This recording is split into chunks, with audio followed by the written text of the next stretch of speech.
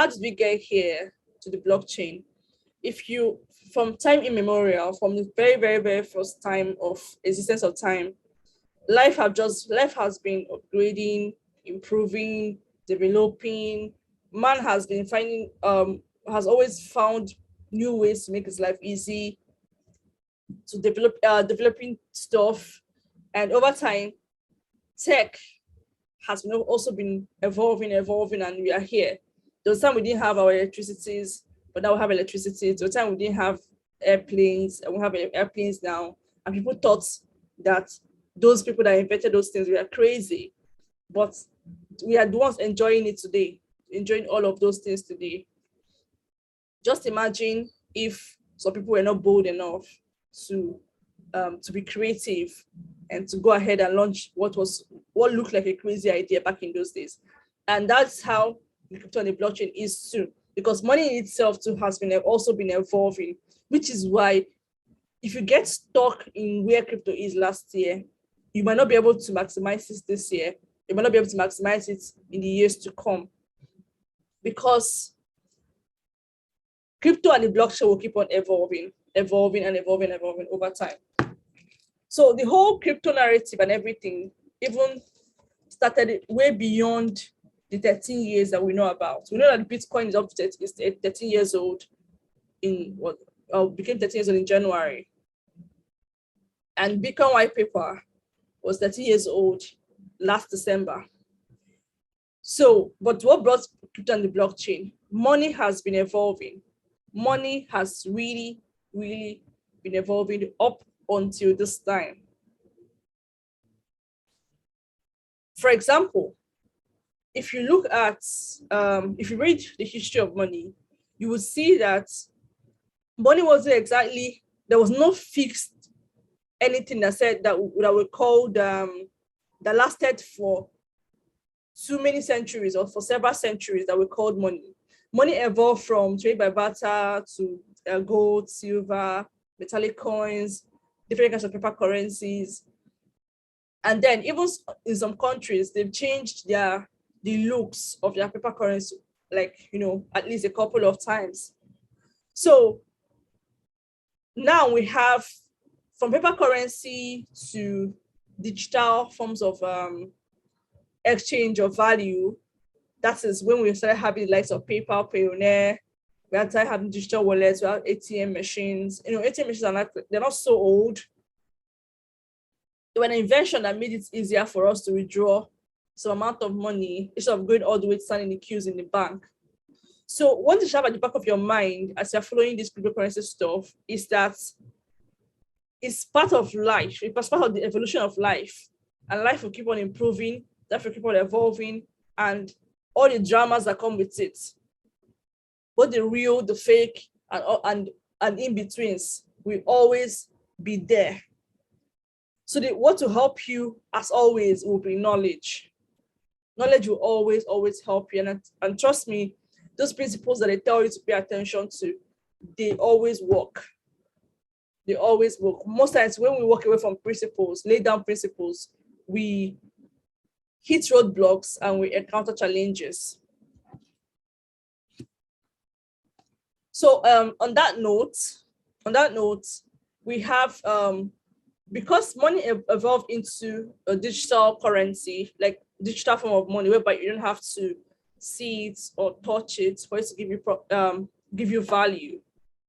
What would define as money is something that is legal for, like, can you pay for in exchange for value. So if we all decide in Nigeria that we will no longer use Naira, that something else will be we will tag the money for us in Nigeria, it becomes money and the other one becomes useless. So that is why it's called a legal tender. But then all the forms of money beyond trade by barter was decentralized, cowries were decentralized, or let's say they were P2P, person to person. There was no middleman. It was between you and whomever that is people are exchanging value. And up onto paper currency, that was like when centralization really came in, whereby different governments of the world, started creating their own kinds of money, and they have to regulate the amount that comes into circulation. Sometimes those things that they do, printing new currency and all of that, brings inflation, whereby prices of things, quantity remain the same, but the prices skyrocket due to inflation. And the standard of living, it's not like income is not increasing, but the price you pay for goods and services are skyrocketing and hitting to the roof. This is like what we are experiencing in these times. So, but then Satoshi Nakamoto, which is the person that hypothetically or pseudonymously created Bitcoin, launched in the whole decentralization narrative, launched in Bitcoin, and for Bitcoin, other forms of cryptocurrency started coming out. And other cryptocurrencies started coming out in, humans now. We always think we are solution providers. So whenever there's a hiccup or there's a challenge, we try to solve it out. Try to, okay, we have this now, but can we have something that looks like this? And so somebody starts cracking his brain, starts figuring things out, and then we have new inventions. And that was what brought out other cryptocurrencies. And the point of Bitcoin, seriously, I've never seen a form of money that have done the kind of wealth transfer that cryptocurrency have done in the past few years. Just because there is no government can say, oh, we have a complete 100% control over it. That would defeat the decentralization part of cryptocurrency. So crypto is meant to be decentralized. It's meant to be distributed, like it's on distributed ledger. And it's meant to be secure. Now, the main blockchain itself cannot be hacked.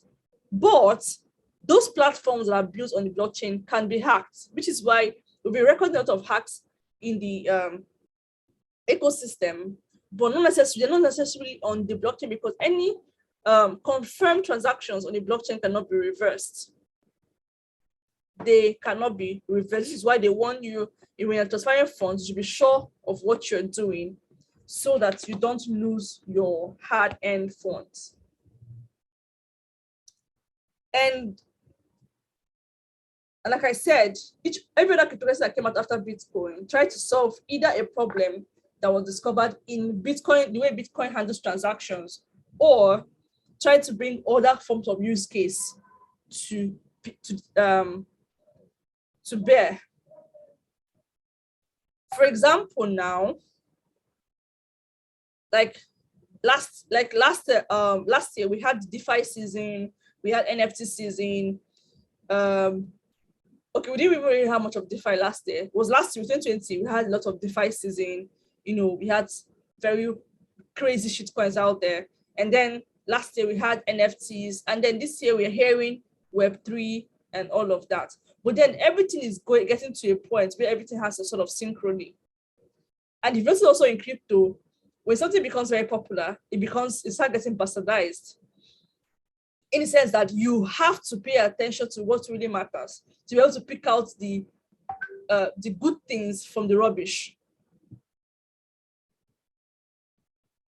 the good ones from the rubbish. So looking at cryptocurrency is beyond money.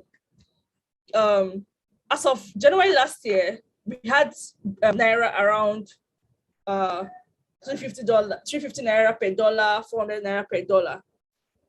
I think even up to 2020. But today it's up to 575 Naira per dollar. Now, if you have been saving even though you're not even investing, if you have been saving your Naira in USDT, that's a stable coin. We're going to look at category, like the different categories of coins and all, and different areas it's disrupting. Because of crypto, you can store your funds in a way that the value will not depreciate. Even though the value is not increasing, but the value will not depreciate. And we even have reward platforms whereby you can stake your tokens and earn passively. Of course, they might not be giving you APYs, massive APYs, but your idle funds can be accruing interest, like accruing rewards passively. So if you had bought, if you had, let's say for example, now use 100,000 naira. 100,000 naira in 2020 was 80K. In fact, last year it was still around that. Early last year was still around that, like 90K. But now, I said sorry, not 100,000, $200. $200 was 80K 2 years ago in 2020. And then today, $200 now is about 113,000 naira.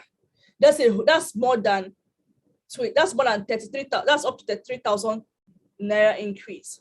So if you were saving your funds in naira, you'd have been in loss. Whereby someone that was saving his funds in USDT would have been in 33,000 naira profit just by saving in a stable coin. Not talk of when you're now saving in a platform that gives you rewards. So we have a lot more advantage with the cryptocurrency, but we have to figure out how to take advantage of this space. But like I said earlier, no form of money have ever transferred wealth the way crypto has transferred wealth in this period. And the amazing thing is, like I used to call it, is illegal blood money, in the sense that you are just little effort is yielding a lot of results. All you just have to know is how to look, where to look, and the patience for it. People have actually lost more money trying to pursue hype and trying to pursue unnecessary what looks like it.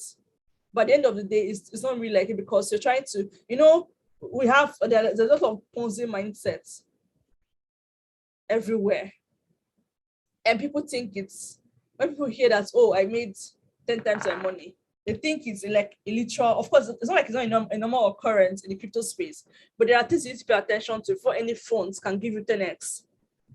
And then people will start pushing shit coins up and down and stay in their house and drink a drug called hopium, expecting it to give them 10x. But 10x, 20x, 100x is very possible in crypto, but you have to know what you're paying attention to. Most people that even achieve those 10x and 100x, they were not out looking out for 100x. Actually, they are following normal principle, normal investing trading principle, and they got to that point. They were not pursuing 10x upfront. So this is crypto. This is like overview of crypto and an intro into it. So we'll be looking at